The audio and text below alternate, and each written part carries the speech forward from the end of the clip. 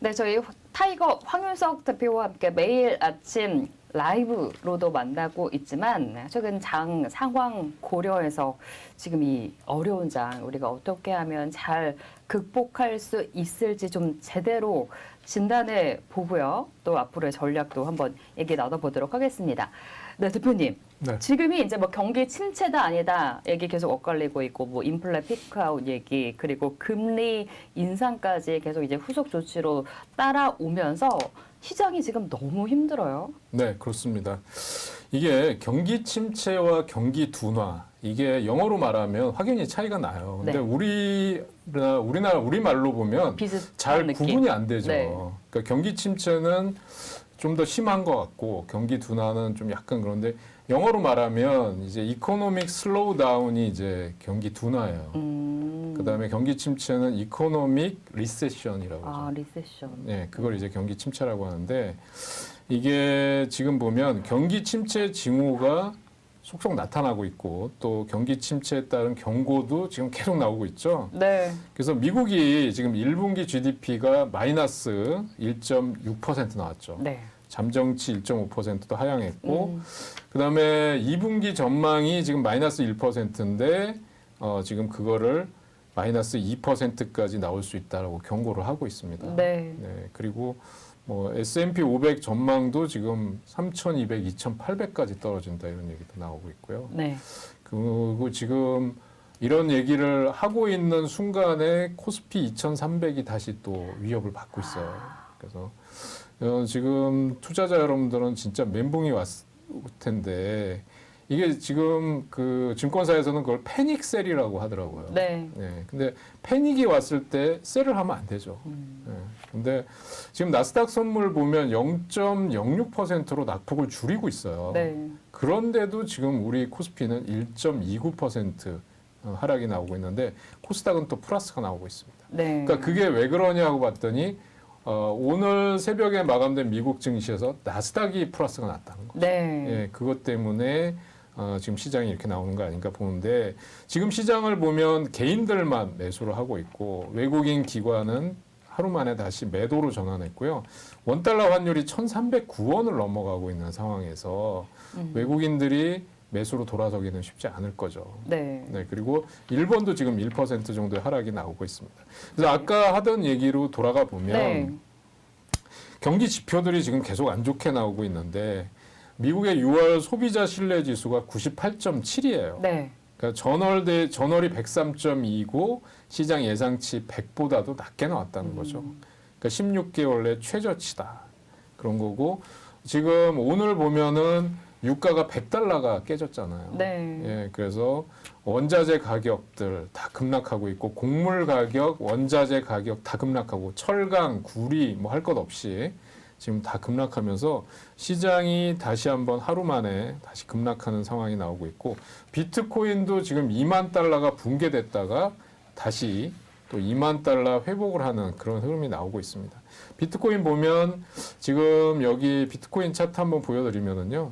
여기서 지금 18,000달러, 17,000달러까지 갔다가 지금 2만 달러에 올라서 있습니다. 2만 1,000달러가 박스권 상단인데 지금 그대로 무너진다 그랬는데 지금 2만 달러는 지켜주고 있는 상황이죠. 네. 그래서 물가와 환율이 급등하면서 지금 휘발유 가격이 우리 2,000원 돌파했나요? 리터당? 리터당 2,300원까지도. 아, 그런가요? 네. 예. 그다음에 3분기의 기업 체감 경기 지수가 96에서 79까지 급락했다. 네. 예, 그리고 이게 경기 침체와 긴축이 다른 이유가 뭐냐면요. 긴축은 허리띠를 졸라 매면 되는 거거든요. 그러니까 우리가 보면 안 먹고 안 산다. 예, 이렇게 하면 긴축은 얘기가 되는 건데 경기 침체는 뭐냐면 시름시름 앓다가 원인도 모르고 그냥 이렇게 그 중병에 걸리는 그런 상태 있잖아요. 네. 손을 쓸 수 없을 정도로 중환자 상태가 되는 거. 이게 경기 침체라고 보시면 돼요. 네. 근데 경기 침체가 오는 뭐 세 가지 이유 같은 게 이제 좀 다른 게 있는데 우선 아까 좀 전에 말씀드린 대로 원유라든지 원자재 가격이 급락하는 거. 네. 네, 그게 이제 첫 번째 징후고 두 번째는 재고가 쌓인다는 거예요. 그렇죠. 소비가 좀 할 수가 없고. 네, 그래서 지금 글로벌 재고가 산더미처럼 쌓였다는 네. 건데 10년 내에 최대치다. 그래서 970억 달러가 증가했는데 그러면 전체는 얼마냐? 1조 8천억 달러가 쌓였다는 거예요. 네. 그리고 지금 그 휴대폰 우리가 말하는 스마트폰이 전 세계적으로 뭐 1억 5천만 대인가 팔릴 거라고 예상이 되는데 그게 평균 수준보다 훨씬 줄어드는 거다. 그럼 휴대폰도 안 바꾸는 거죠, 사람들이. 네. 지금 먹고 살기 힘든데 그쵸. 휴대폰이 문제가 아니라는 거죠. 그냥 통화만 되면 되고. 맞습니다. 네. 그냥 쓰는 거죠. 네. 네. 그래서 경기 침체 시그널이 오면 유가 급락, 생산 위축, 실적 악화 이런 게 되면 또 폐업하는 많아지죠. 기업들이 많아지죠. 네. 이게 정말 도미노처럼 악재가 산더미처럼 쌓이면서 도미노처럼 붕괴가 나타날 수 있다는 겁니다. 네, 지금 뭐 경기 침체 시그널 여러 가지를 짚어주시면서 경기 침체와 또 긴축과 둔화는 다 다르다. 그 차이점까지 짚어주셨는데 그래서 이 웬만하면 침체론은 안 가기를 우리가 바라고 있는데 침체론 그리고 뭐 침체도 길어질 거다 이런 예상까지 최근에 나오고 있는 것 같아요. 또 인플레 피크 아웃을 찍어야지 뭔가 다들 이제 좋아질 텐데 피크 아웃도 점차 이게 시기가 늦춰지는 게 아닌가 네. 싶고요. 자, 지금 인플레 피크아웃에 대해서 닥터 둠들이 뭐라고 얘기하냐면 아, 이제 멀지 않았다. 7월 달에 온다 이런 얘기예요. 근데 네. 우리가 얼마 전에 우리나라에서 6월 달 CPI 소비자 물가 지표를 발표를 했는데 네, CPI. 네, 발표를 했는데 그게 6%로 나왔는데 이게 24년 내에 최악이라고 그래요. 네. 그리고 기대 인플레가 4%라고 그러고. 그럼 유로존도 지금 뭐 CPI 발표한 것들 보면 지금 고점이 아닐 수도 있다라는 거예요. 더 올라갈 수 있다. 네, 그러니까. 그래서 지금 섣불리 예측할 수는 없다. 그 미국 CPI도 보면 3, 4, 5, 6을 보면 8.5, 8.3, 8.1, 8.6 했는데 좀 내려가는 것 같다가 다시 8.6으로 올라갔거든요. 그렇죠. 예, 그래서 정말 7월 달에 피크아웃을 찍어야 되는데 피크아웃도 뭐 8.5, 8.3 이렇게 나오면 안 되고 8% 밑으로 아예 나와야 돼요. 7%대로 그렇죠. 그렇게 나온다 그러면 시장에서 아, 이게 정말 피크아웃 했구나. 예, 피크아웃이구나. 금리를 올리거나 이럴 때 너무 빨리 올려도 안 될 것 같고 너무 높게 올려도 안 되는 거구나. 네. 이런 이 공감대가 형성이 돼야 되거든요. 네. 근데 지금 아직 알 수가 없다라는 거고. 네. 그리고 지금 미국 연준 그 7월 달 FOMC 회의가 26일, 27일에 있습니다. 그런데 지금 웬만해서는 우리는 인플레 잡기 위해서 경기가 아무리 위축이 되더라도 우리는 인플레를 잡는 금리 인상 그 자이언트 스텝 뭐 이런 거 계속해 나갈 수밖에 없다. 이렇게 얘기를 하고 있는 상황이니까 네. 지표가 정말 확 떨어지지 않으면 연준의 이런 긴축 기조를 잡아내기 좀 어려울 것 같아요. 네. 지표가 좀 안정이 돼야 되고 무엇보다 이제 CPI 소비자 물가 지수가 안정이 돼야 되고 인플레 피크아웃을 찍었다라는 좀 반증이 나와줘야 되는데 아직 의견도 분분하고요. 피크아웃 조금 먼 얘기 같습니다. 피크아웃 얘기 많이 들으셨겠지만 이제 물가가 정점을 찍고 인플레가 정점을 찍고 이제 좀 내려오는 그게 이제 확인이 돼야 되는데 아직까지 확인이 안 되고 있어요. 그리고 연준도 좀 왔다 갔다 하고 있고 무엇보다 이제 파월 의장도 왔다 갔다 하고 있잖아요. 맞아요. 그래서 그동안은 뭐라 그랬냐면 경기 침체가 아니다라고 분명히 확실하게 했고요. 네. 미국 경제는 탄탄하다라는 얘기를 했고 그래서 우리가 금리를 올린다고 하더라도 미국 경제나 그게 뭐 이런 그 상승 추세가 꺾이진 않을 거다 그랬는데 최근에 그 의회 연설을 한 걸 보면 금리 인상 이후에 경기 침체나 둔화가 올 가능성에 대해서 사실상 인정을 했어요. 네. 그러면서 시장이 아주 쇼크를 받았죠. 그래서 아, 이게 무슨 소리야? 또 이러면서 됐던 거고요. 또 보면은 우크라이나 전쟁이 장기화되면서 러시아가 또 EU에 대해서 천연가스 공급을 중단할 수 있다. 이래서 천연가스 또는 에너지 관련주, 곡물 관련주들이 급등을 했었잖아요. 네. 근데 오늘은 이게 급락하는 이유가 뭐냐면 이제 우크라이나 전쟁이 휴전이 얼마 남지 않았다. 네. 그래서 유럽은 지금 뭘 하냐면 뭐 전 세계 한 40여 국가들을 모아놓고 휴전 이후에 우크라 재건에 대해서 프로그램 협의를 하자 이런 얘기가 나오고 있는데 네. 그건 아직 결정된 바가 없죠. 그렇죠. 네. 네. 아, 이 전쟁이라도 좀 빨리 끝나줘야 될 텐데, 휴전도 얘기만 나오고 있을 뿐, 그리고 뭐 전후 복구, 언제 뭐 전쟁이 끝나긴 끝날 테니까 그쪽에 대한 얘기만 나올 뿐, 아직 뭐 전쟁도 굉장히 좀 예상 그 이상으로 확실히 장기화가 되고 있는 것 같습니다. 그리고 이제 중국도 코로나 때문에 봉쇄를 했다가 좀 풀어줬다가 지금 뭐 코로나 확진자가 없어요라고 했다가 좀 이게 왔다 갔다 하고 있어서 이게 또 유가에 영향을 많이 주고 있잖아요. 그렇죠. 이제 중국이 보니까 지금 미국이 또 지금 중국에 대해서 관세를 완화한다 이런 것 때문에 중국이 좀 반등이 나왔었어요. 네. 그런데 그러니까 얼마 전에 상하이나 베이징 쪽에서의 봉쇄는 이제 풀었지만 이제 지방 쪽, 시골 쪽에 확산이 되고 있다고 해요. 네. 그래서 지금 이것 때문에 전 세계 그 증시가 영향을 받을 수밖에 없고요. 공급망이라든지 이런 것들이 계속 문제가 될 수가 있죠. 물류라든지. 그래서 그런 것 때문에 지금 문제가 될 것 같고요. 그러다 보니까 지금 그 달러 강세가 지속적으로 나타나요. 그래서 유로화가 지금 20년 내에 최저치를 기록했다라는 얘기가 나오고 있고, 보시면 엔화도 지금 달러당 136엔 정도까지 하락폭이 확대되는 모습을 보여주고 있어요. 네. 여기 제가 이제 한번 보여드리면 지금 이게 유로화가 아니라 이거는 그 파운드화네요. 유로화를 한번 보도록 하겠습니다. 네. 유로화 차트를 한번 같이 보시는데요. 지금 이게 1달러당 1.02 유로라고 나오는데 한번 보시죠. 네. 지금 보면 쭉 해서 저점을 깨고 내려가는 걸 아마 보이실 거예요. 네.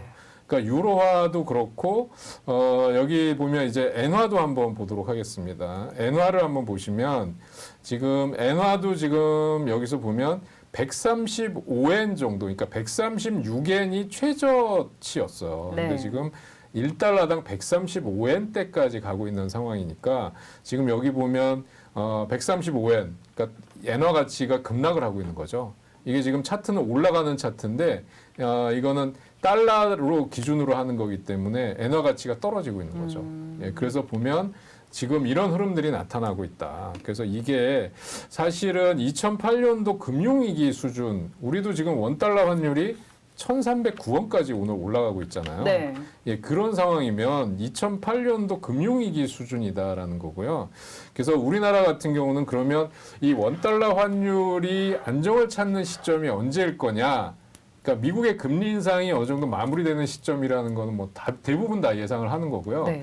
저는 지금 중요한 게 7월 달에 옐런 재무장관이 우리나라를 방한했을 때 네. 한미 통화 스왑을 거기서 연장을 하는 거. 그게 중요한 포인트라고 생각합니다. 네, 지금 뭐 뉴욕 쪽에서 물가 잡는다고 인플레 잡는다고 계속 금리 올리고 있는데 이래서 이제 강달러 현상 계속해서 좀 나타나고 있습니다. 진짜 2008년 금융위기 수준까지 우리 1,300 지금 녹화일 기준으로 1,309원까지 올랐다가 7원까지 살짝 조금 떨어지긴 했지만 여전히 높죠. 네, 1,300원 돌파한 상황인데 이게 좀 조절이 돼야 됩니다. 7월 달에 앨런 재무장관 미 장관 방한 시에 한미 통화 스왑 체결이 중요하다. 이렇게 또 의견 주셨어요. 이거 며칠 안 남았는데 한번 좀 이런 이슈 나오기를 기대해 보도록 하겠고요.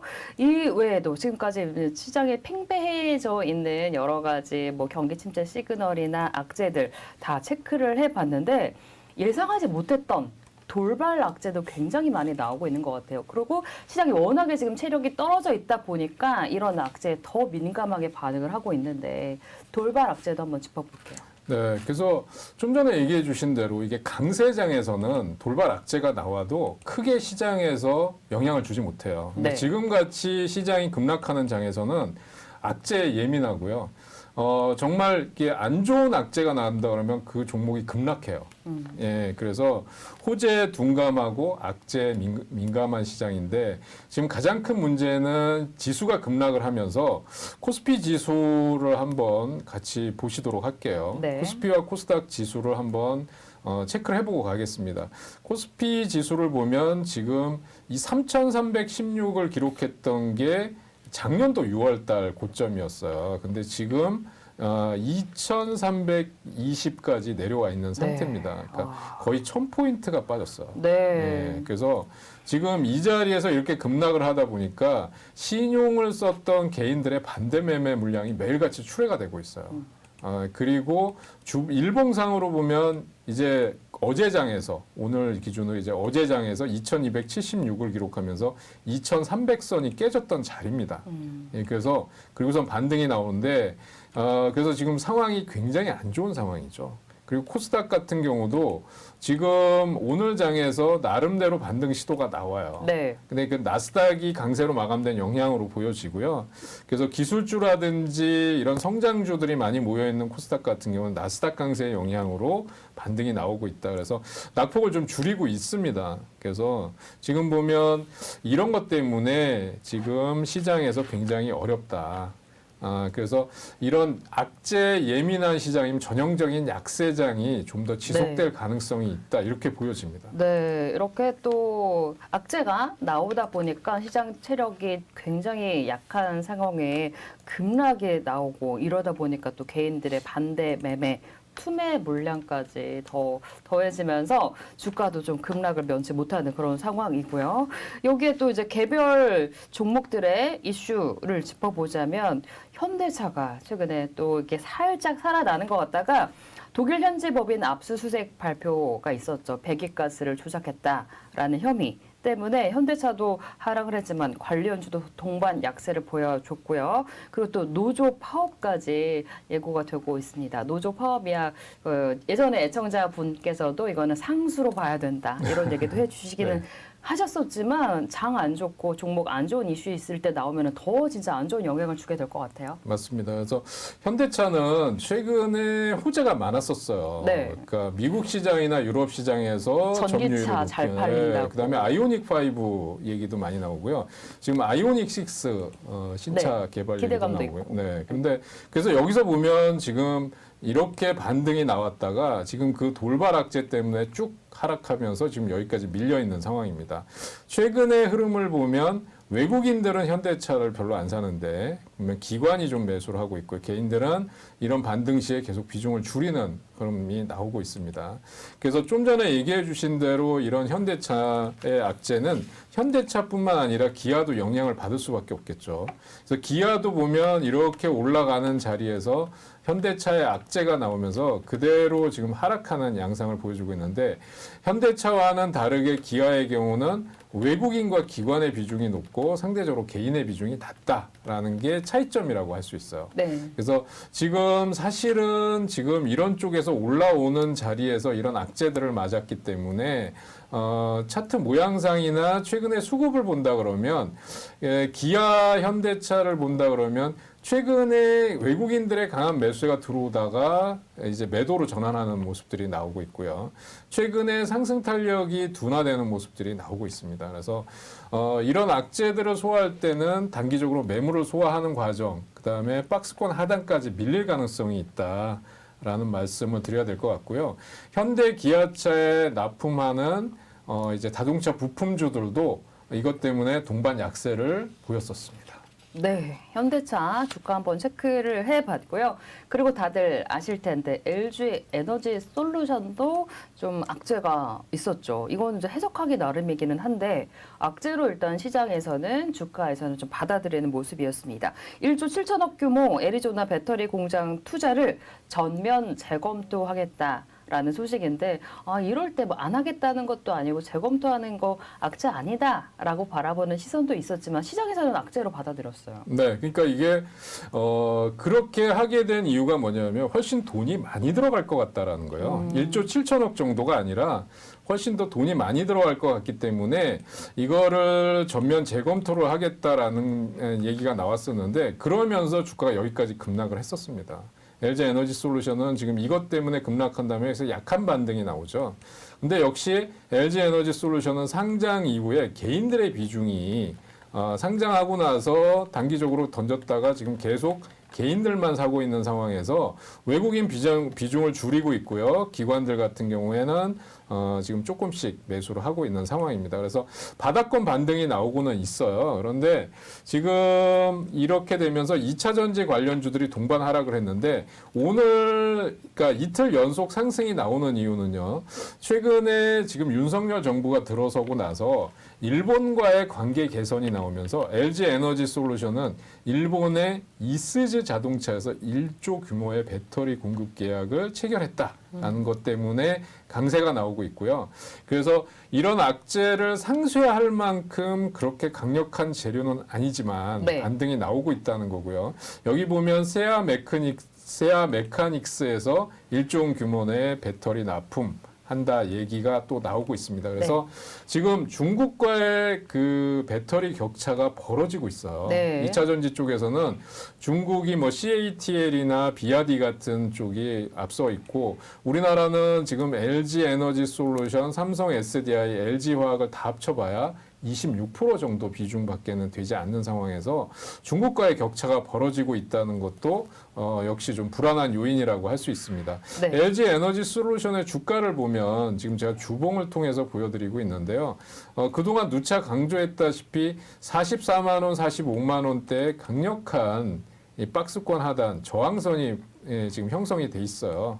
근데 지금 주가는 36만 원대까지 내려가 있는 상황입니다. 그래서 기술적인 반등은 40만 원 정도까지만 볼 수 있다. 네. 그래서 너무 무리한 추격 매수 하시지 말고 물타기 자제하시고 박스권을 돌파하는 시점에서 대응하는 전략이 필요해 보입니다. 네, LG 에너지 솔루션 일단 최근에 다시 뭐 악재를 딛고 좋은 이슈는 나오긴 했지만 박스권 상단 40만 원 정도까지 상승이 좀 제한될 걸로 예상해 주셨고요. 그리고 이제 카카오도 최근에 오릅니다. 지금 녹화일 기준으로 7월 6일인데 3거래일 연속해서 일단 빨간불을 켜고는 있습니다. 하지만 그동안에 워낙에 좀 많이 빠졌잖아요. 네. 지금 카카오의 경우는 정말 대표적으로 개인들이 선호했던 종목이고 아직도 네. 개인들의 비중이 너무나 많습니다. 네.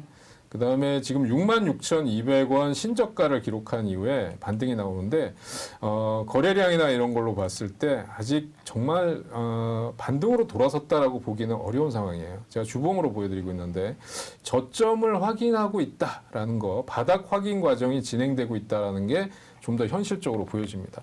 카카오 같은 경우는 지금 카카오 모빌리티 매각을 둘러싸고 사측과 노조의 갈등이 지금 계속 고조가 되고 있는데 노조에서는 알짜를 왜 매각하느냐, 그 다음에 회사에서는 아직 결정된 바 없다 이렇게 나오는데요.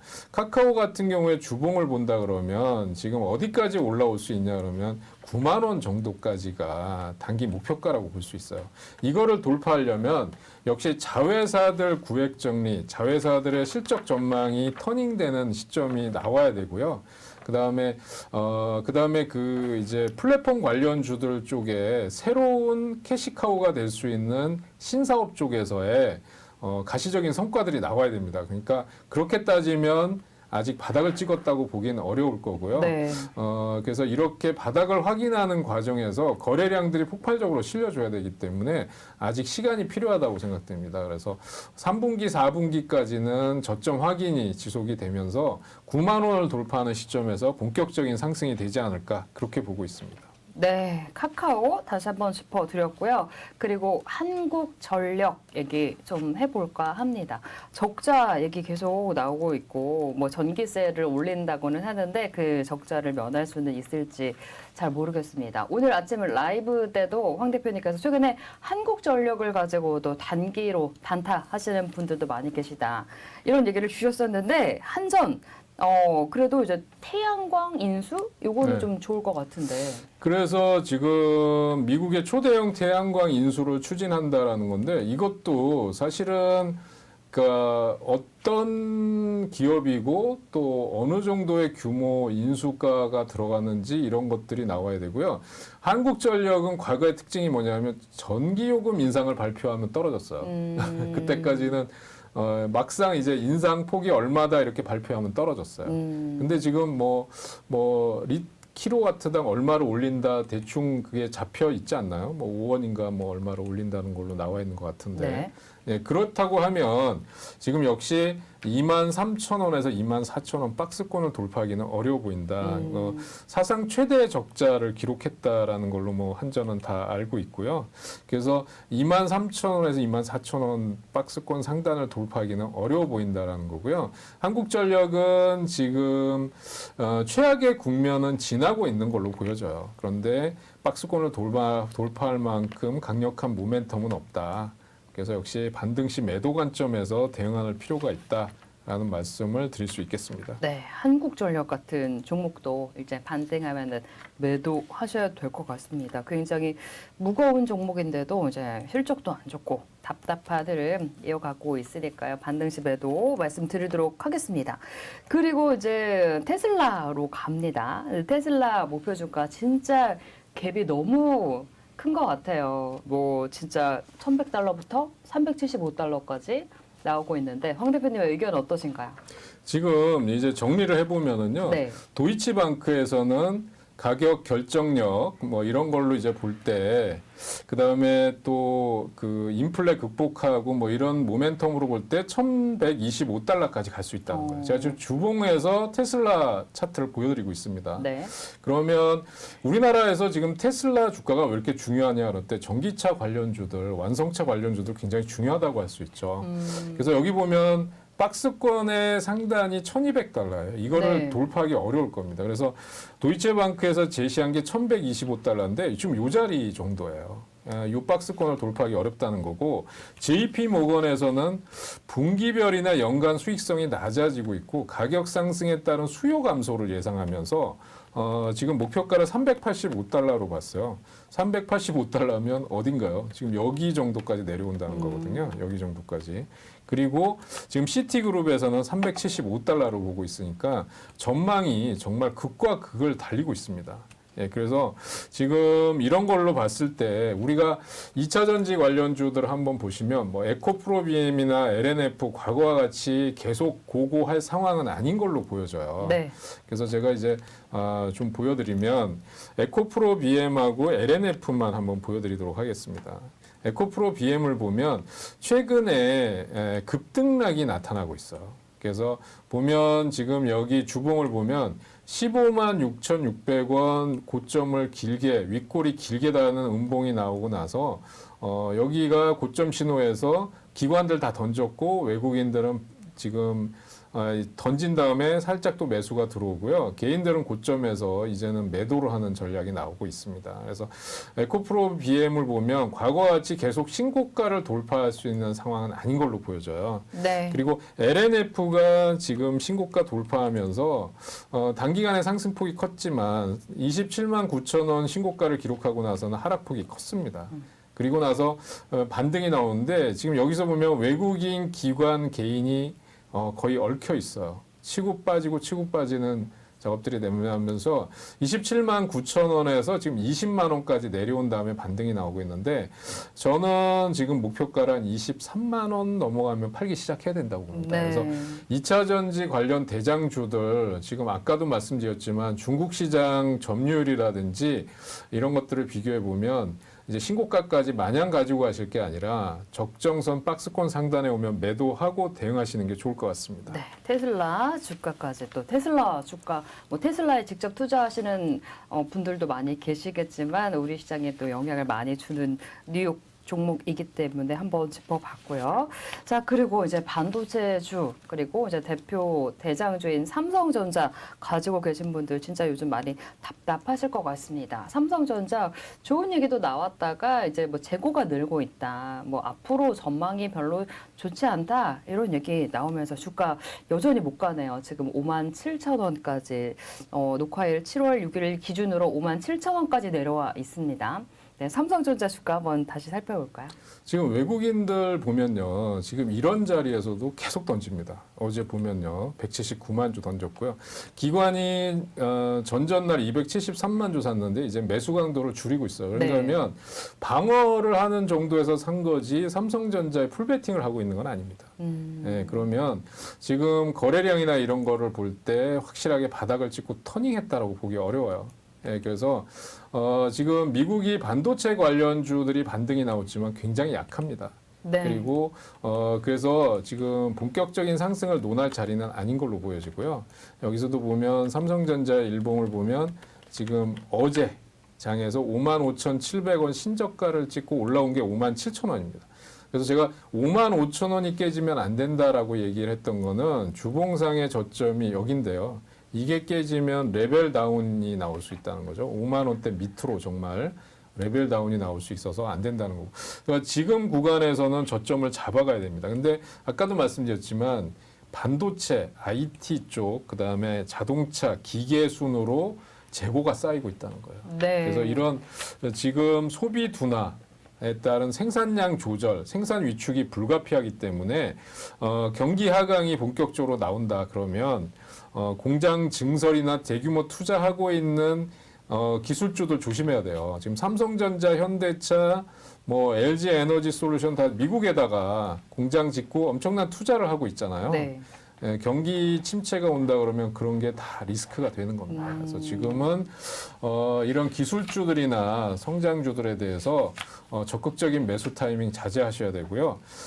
그렇다고 해서 지금 물타기 할 타이밍은 아직 아니기 때문에 좀 더 지켜보고 대응하셔야 될 필요가 있습니다. 네, 삼성전자 저점을 잡아가야 하는 구간인데 저점을 지금 속단할 수가 없습니다. 그러니까 적극적인 매수할 때도 물타기할 시점도 아니라는 거 다시 한번 좀 말씀드리도록 할게요. 네, 황윤석 대표님과 저희 매일 아침 라이브 진행하고 있습니다. 한국증권TV 구독 꼭 눌러주시고요. 매일 아침 8시부터 9시 20분까지 개장 후까지 쭉 생방송으로 함께 하시면서 채팅도 하실 수 있고요. 또 여러분들이 올려주신 종목도 많이 봐드리고 있으니까 라이브 때 많은 분들 함께 하셨으면 좋겠습니다. 함께 인사드리고요. 매일 아침 8시에 만나기를 바랍니다. 시청해주신 여러분 감사합니다.